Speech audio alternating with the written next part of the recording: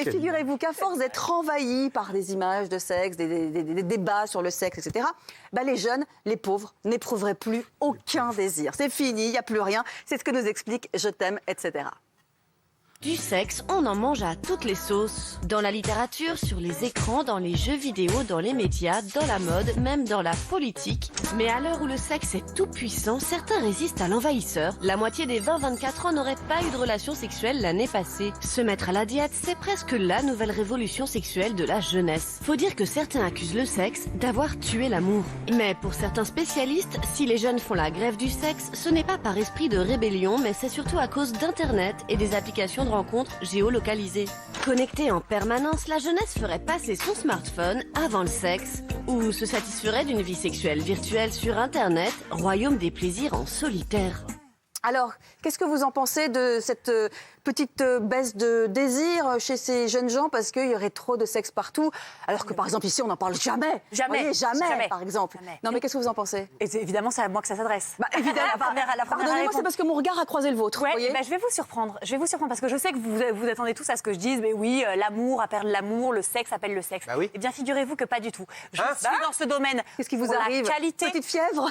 Petit truc qui va pas? La qualité, Valérie, plus que la quantité. Tu peux avoir les deux. Je le dis et je. Oui, tu peux avoir les deux. Non, mais t'as rarement les deux. Ah, bah viens chez moi. Et si tu fais ce que je fais, c'est-à-dire qu'il faut. Qu'est-ce que vous faites? Alors, il faut évidemment des périodes de sexe. Oui. Il faut ensuite marquer un petit temps de pause, une sorte de jachère. Tout le monde.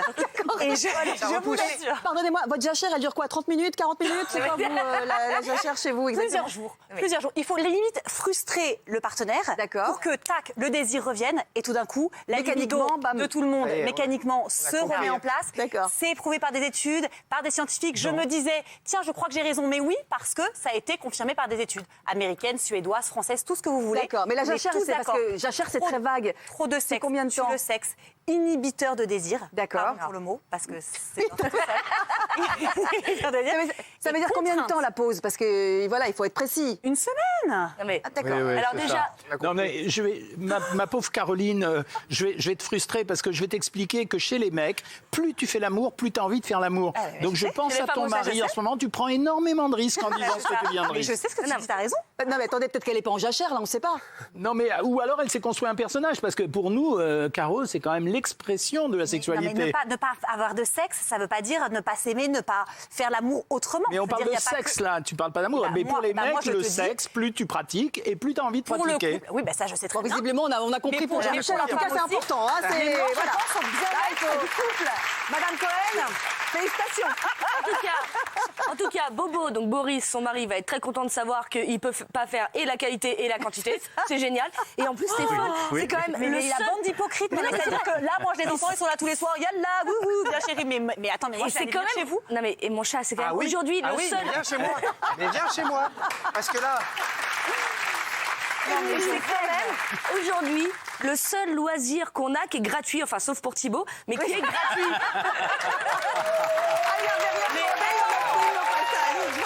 Mais ça n'a rien à voir. Bon, très bien. Thibaut, ce qu'expliquait Caroline, c'est le phénomène de jachère, ça m'a perturbée.